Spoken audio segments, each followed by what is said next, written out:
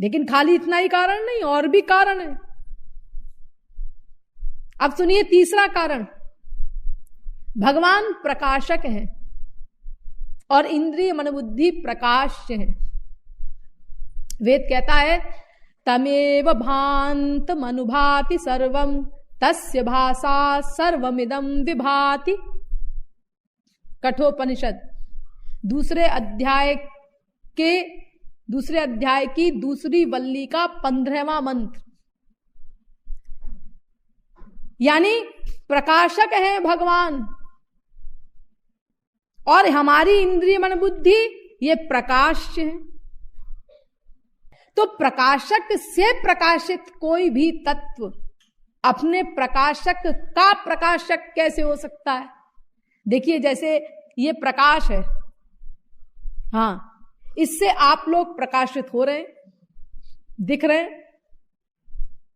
अगर ये प्रकाश हटा दिया जाए, सब लाइट्स ऑफ कर दी जाए और कहीं से कोई प्रकाश की किरण ना आए, मोटे मोटे काले कपड़े सब जगह लगा दिए जाए, तो क्या आप प्रकाशित होंगे?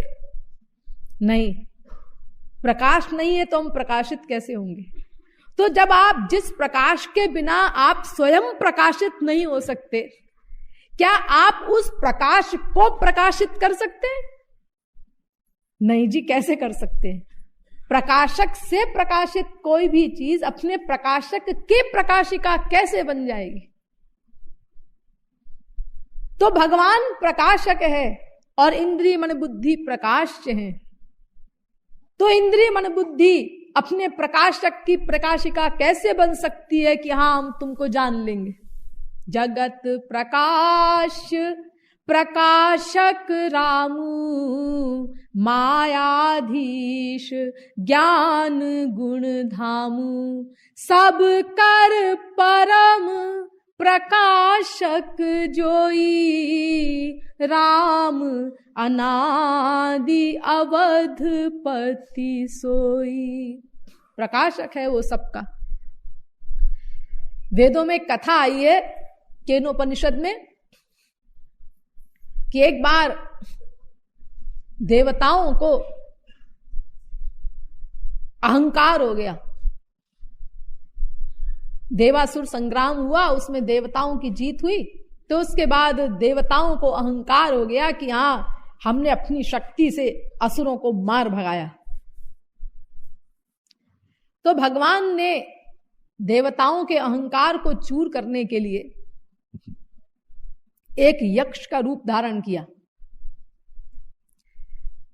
और अनंत कोटि सूर्य के समान प्रकाश था उस यक्ष का, क्योंकि वो स्वयं भगवान थे। और वो आकाश के मध्य में स्थित हो गए। इंद्र ने देखा, उसकी आंखें चौंधिया गई। ने कहा ये मुझसे भी अधिक तेज वाला कौन है? इंक्वायरी करने के लिए भेजा, अग्नि जरा जाओ पता लगाओ कौन है ये। अग्नि गया अकड़ के, सब देवताओं को अहंकार हो गया था, और जाकर के यक्ष रूपधारी भगवान से कहा तुम कौन हो?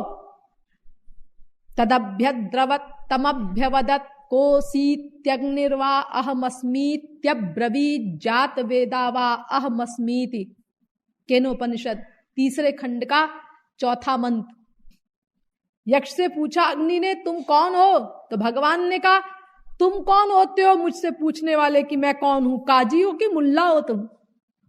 हाँ, अरे पहले तुम बताओ अपने बारे में, तुम कौन हो? मैं पूछता हूं तुम कौन हो? उन्होंने कहा अरे मुझे नहीं जानते, मैं तो अग्नि हूं, अग्नि। अच्छा, तो ऐसा है कि वो आप क्या करते हैं? तस्मिन् त्वयि किम वीर्यमिति। तीसरे खंड का 5वां मंत्र। आप में क्या शक्ति है, क्या कमाल कर सकते हैं आप? तो अग्नि ने कहा अरे मैं 1 सेकंड में अनंत ब्रह्मांडों को भस्म करके रख दूं, वो शक्ति है मेरे अंदर, तुम मुझे नहीं जानते? तो भगवान मुस्कुराए और तस्मै तृणम निदधावे तद्दहेति तदुपप्रेयाय सर्वजवेन तन्न शशाक दग्धुम सतत एव निववृते नैत दशकम विज्ञातुम यदे तत् यक्षमिति। तीसरे खंड का 6वां मंत्र।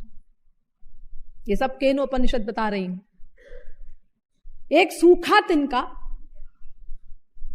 भगवान ने रख दिया अग्नि के सामने, तिनका सूखा, और अग्नि से बोले जरा आप पहले इसको जलाकर दिखाएं तो मुझे विश्वास हो कि हाँ आपके अंदर दाहकत्व शक्ति है। अग्नि को कितनी इंसल्ट फील हुई होगी, जो कह रहा है कि मैं अनंत कोटि ब्रह्मांडों को 1 सेकंड में भस्म कर दूं, उसके आगे एक छोटा सा बारीक तिनका रखा जा रहा है सूखा। तो अग्नि उसको जलाने के लिए गया, लेकिन एक तिनके को नहीं जला सका, झुलसा भी नहीं सका, स्वयं ठंडा हो गया, क्योंकि भगवान ने मेन पावर हाउस से स्विच ऑफ कर दिया। अब जब मेन पावर हाउस से स्विच ऑफ हो जाए तो फिर कितने ही बड़े बड़े आप बल्ब लगा लीजिए, कुछ भी करिए, लाख लाख करोड़ करोड़ वाट के भी, उससे क्या फायदा होगा। तो अग्नि जो है बेचारा शर्म के मारे लौट करके ही नहीं गया। अब इंद्र ने वायु को भेजा, भाई वो अग्नि तो आया नहीं, तुम जरा जाओ पता लगाओ कौन है ये। अब वायु गया, वो भी अकड़ करके, और उसने भी भगवान से कहा तदभ्य द्रवत तमभ्यवदत कोसीति वायुर्वा अहमस्मि। तीसरे खंड का 8वां मंत्र। तुम कौन हो? उन्होंने कहा तुम कौन हो? भगवान ने कहा मैं वायु हूं, वायु। ओ, आप बिजनेस करते हैं कि सर्विस करते हैं, क्या करते हैं आप? हाँ, जरा अपने तारीफ तो आप बताइए। अरे जब मैंने कह दिया कि मैं वायु हूं तो भी नहीं समझे। अरे मेरे अंदर वो शक्ति है कि मैं 1 सेकंड में अनंत कोटि ब्रह्मांडों को उलट पुलट करके रख दूं। अच्छा, तो तस्मै तृणम निदधावेत दादत् स्वेति तदुपप्रेयाय सर्वजवेन तन्न शशाका दातुम सतत एव निववृते नैत दशकम विज्ञातुम यदे तद यक्षमिति। तीसरे खंड का 10वां मंत्र। भगवान ने वायु के आगे भी एक तिनका रख दिया और कहा कि पहले आप इस पर रिहर्सल करें। और वायु उसकी तरफ दौड़ा, लेकिन खुद जड़ हो गया, वो तिनके को टस से मस नहीं कर सका। कारण वही मेन पावर हाउस से स्विच ऑफ। यानी प्रकाशक तो भगवान है, अहंकार किया उन लोगों ने, अपना कमाल समझा तो उन्होंने अपनी शक्ति खींच ली। तो अब क्या करेंगे कोई? तो इस प्रकार एक एक करके सब देवता गए, सबका अहंकार इसी प्रकार चूर हुआ। अंत में इंद्र गया स्वयं। तो इंद्र को तो दर्शन देना भी ठीक नहीं समझा भगवान ने, और गायब हो गए। तस्मात् तिरोदधे, अंतर ध्यान हो गए। और भगवान की जगह पे एक स्त्री प्रकट हुई, महाशक्ति उमा। स तस्मिन्नेव आकाशे स्त्रिय माजगाम बहुशोभमानाम उमाम हैमवतीम। तीसरे खंड का 12वां मंत्र। और उस महाशक्ति ने इंद्र को बताया कि इंद्र वो भगवान थे स्वयं, तुम लोगों के अहंकार को चूर करने के लिए आए थे। तुम लोगों को अहंकार हो गया था ना कि हमने असुरों को जीता है। ये जो कथा मैं बता रही हूं, ये लिंग पुराण में भी आई है। दग्धुम तृणम वास्य समक्षमस्य यक्षस्य वहनिर न शशाक विप्राह वायुस्तृणम चालयितुं तथान्ये स्वान् स्वान् प्रभावान् सकला मरेन्द्राः। तो इस प्रकार भगवान प्रकाशक हैं, इंद्रिय मन बुद्धि प्रकाश हैं। इसीलिए प्रकाशक से प्रकाशित कोई भी वस्तु चूंकि अपने प्रकाशक की प्रकाशिका नहीं हो सकती, इसीलिए इंद्रिय मन बुद्धि भगवान को नहीं जान सकती। अब सुनिए चौथा कारण। भगवान धारक है और इंद्रिय मन बुद्धि धार्यमान है। धारक माने धारण करने वाला, और धार्यमान माने जिसको धारण किया जाए। जैसे देखिए ये रुमाल रखा है हाथ पर, तो ये रुमाल क्या हो गया? धार्यमान। हाथ क्या हो गया? धारक। तो इसी प्रकार भगवान धारक है और इंद्रिय मन बुद्धि धार्यमान है। द्यावा पृथिव्यौ विधृते तिष्ठतः, भगवान धारक है। विदितोऽसि भवान साक्षात् पुरुषः प्रकृतेः परः केवलानुभवानन्दः स्वरूपः सर्वबुद्धिदृक्। भागवत। धारक है भगवान और इंद्रिय मन बुद्धि धार्यमान है। तो धारक से धार्यमान कोई भी मैटर अपने धारक का धारक कैसे हो सकता है? नहीं हो सकता। अरे भगवान तो धारक है सबके।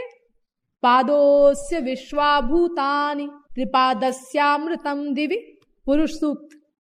वो धारक है, उनके 1/4 अंश में अनंत कोटि ब्रह्मांडों की स्थिति है और 3/4 अंश त्रिपाद विभूषित भगवत धाम रिजर्व्ड है, आरक्षित है।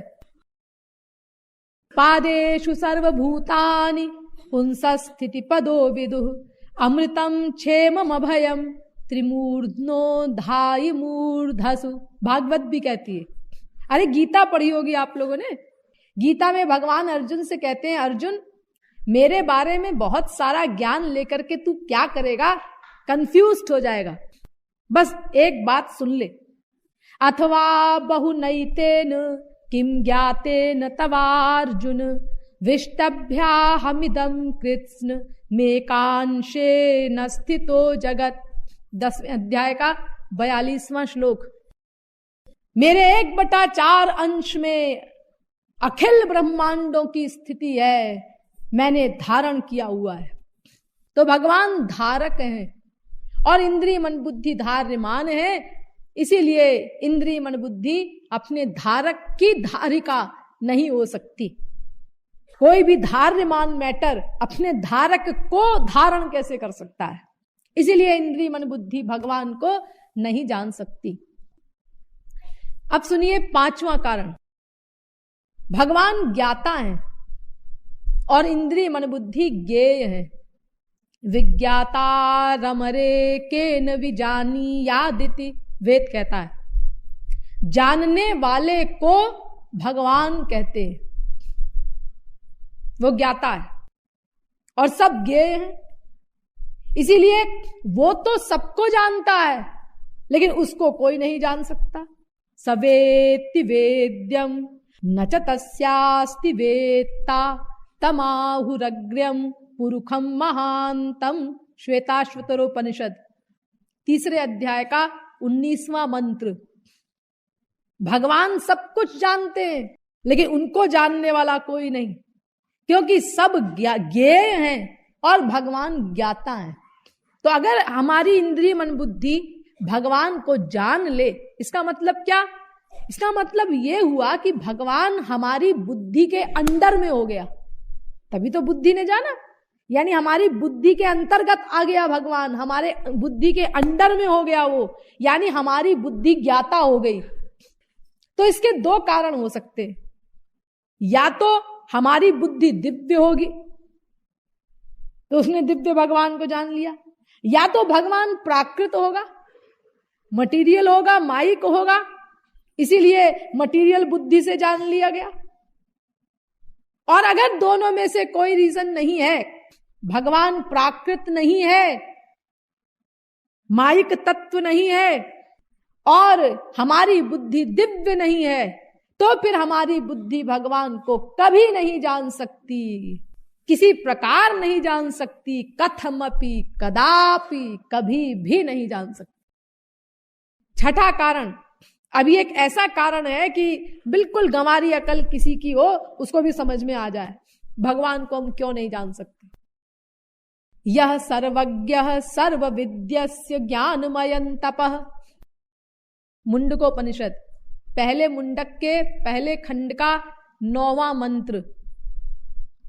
भगवान सर्वज्ञ हैं।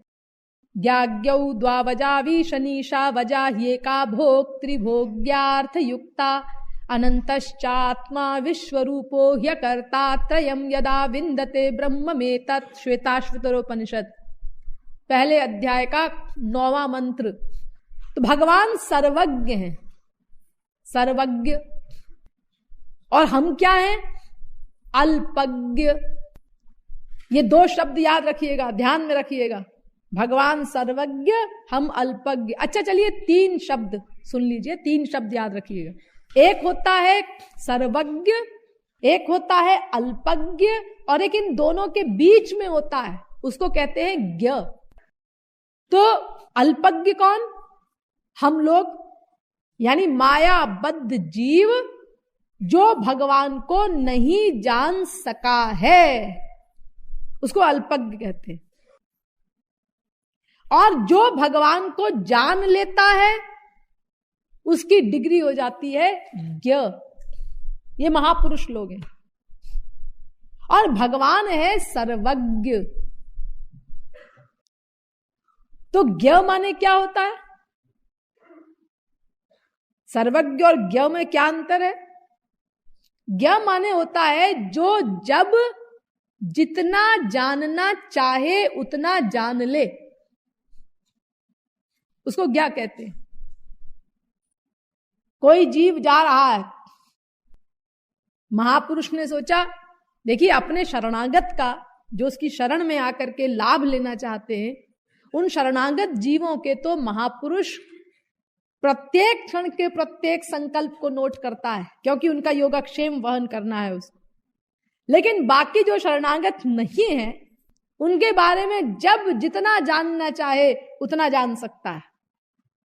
जैसे कोई जीव जा रहा है, हाँ जरा इसके पिछले जन्मों का हिसाब देखें, पिछले 10 करोड़ जन्मों में इसने क्या क्या किया है, बस कुछ सेकंड में जान लिया। 1 सेकंड में उसने, कोई मेहनत नहीं, परिश्रम नहीं, पिछले अनंत जन्मों के कर्म जानने हैं किसी जीव के, 1 सेकंड में जान लिया।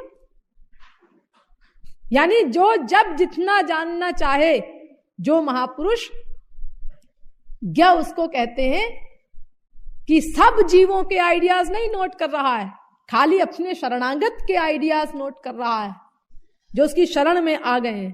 क्योंकि वो उनके पिछले संस्कारों से लड़ना, वो क्या गड़बड़ कर रहे हैं, उस गड़बड़ के अनुसार उनको संभालना, बहुत से काम महापुरुष को करने पड़ते हैं। करोड़ों महाभारत के बराबर युद्ध करता है महापुरुष एक एक जीव के संस्कारों के साथ। वो सब विषय आगे आएगा तब हम आपको बताएंगे। तो महापुरुष ज्ञ होता है, लेकिन भगवान सर्वज्ञ होते हैं। तो सर्वज्ञ माने क्या होता है? सर्वज्ञ माने अंतर्यामी नहीं। अंतर्यामी तो जैसा कि मैंने बताया महापुरुष लोग तो होते ही हैं, लेकिन मायाबद्ध क्लास के जीव भी बहुत से अंतर्यामी होते हैं। योगी लोग, या जो स्वर्ग की रिद्धि सिद्धि प्राप्त कर लेते हैं, वो भी अंतर्यामी हो जाते हैं। सूक्ष्म रूप धारण करके किसी के अंतःकरण में घुस गए, उसके आइडियाज नोट कर लिए। तो सर्वज्ञ माने अंतर्यामी नहीं होता, खाली सर्वज्ञ माने होता है, अब सुनिए, कि एक अकेला भगवान अनंत कोटि ब्रह्मांडों में से प्रत्येक ब्रह्मांड के, प्रत्येक लोक के, प्रत्येक देश के, प्रत्येक प्रांत के, प्रत्येक जिले के, प्रत्येक नगर के, प्रत्येक ग्राम के, प्रत्येक पोखरे में रहने वाले अनंतानंत जीवों के, अनंतानंत जन्मों के, अनंतानंत कर्मों का एक साथ लेखा जोखा रखता है, प्लस वर्तमान में उन सबके प्रत्येक क्षण के प्रत्येक संकल्प को नोट करता है, उनका हिसाब रखता है और फिर उनका सही समय पर सही फल प्रदान करता है। एक अकेला भगवान, उसको सर्वज्ञ कहते हैं। अब हम उस सर्वज्ञ भगवान को जानना चाहते हैं, अपनी खोपड़ी के अंदर लाना चाहते हैं, समाना चाहते हैं अपनी खोपड़ी में। ये कैसे संभव है? हे अल्पज्ञ जीव, उस सर्वज्ञ भगवान को भला कैसे जान सकता है? अरे भगवान को छोड़ दो, हम कह रहे हैं देखिए संसार में मान लीजिए कोई गहरा पानी है जिसके नापने की लिमिट है, 100 फुट गहरा है, 200 फुट गहरा पानी है, अब उसकी आप गहराई नापना चाहते। अब एक व्यक्ति आया, उसके पास 1 फुट का पैमाना था, उसने वो 1 फुट का पैमाना पानी के अंदर डाल दिया और बाहर निकाल के उसको कहा, देखो मैंने पानी की गहराई नाप ली। सबने कहा कितना गहरा पानी है? 1 फुट। अब सब लोगों ने नोट कर लिया, याद कर लिया, पानी की गहराई 1 फुट। अब दूसरा आया, उसके बाद 2 फुट का पैमाना था, उसने वो डाल दिया उसके अंदर। उसने कहा ये गलत बोल रहा था वो जो कह रहा था कि पानी की गहराई 1 फुट है, देखो 2 फुट है पानी की गहराई। अब सबने वो पहला वाला काट के उसमें लिख दिया पानी की गहराई 2 फुट। अब तीसरा आया, उसके पास 10 फुट का पैमाना था, उसने अपना पैमाना डाला और बाहर निकाल के कहा, देखो ये दोनों गधे थे पहले वाले, हाँ मैं सही हूं, पानी की गहराई देखो 10 फुट, तुमने देखा ना। लेकिन क्या ये पानी की गहराई बता रहे हैं? नहीं, ये बेचारे तो अपने अपने पैमाने की लंबाई बता रहे हैं कि हमारा पैमाना इतना बड़ा है। पानी की गहराई तो वो नाप सकता है जिसके पास पानी की गहराई के बराबर पैमाना हो, और ये तो लिमिटेड है, नाप सकते हैं आप, लेकिन भगवान की गहराई को कौन नापेगा? क्योंकि भगवान तो अनलिमिटेड है। तो अनलिमिटेड भगवान की गहराई को नापने के लिए अनलिमिटेड पैमाना चाहिए, वो हमारे पास है नहीं, हमारे पास तो लिमिटेड पैमाना है। हाँ, अल्पज्ञ हैं हम, हमारी इंद्रिय मन बुद्धि की शक्ति तो बहुत सीमित है। तो हमारी ये छोटी सी बुद्धि उस अनलिमिटेड भगवान को कैसे नाप सकती है, कैसे जान सकती है? इसीलिए कोई जीव भगवान को नहीं जान सकता, ये कारण है।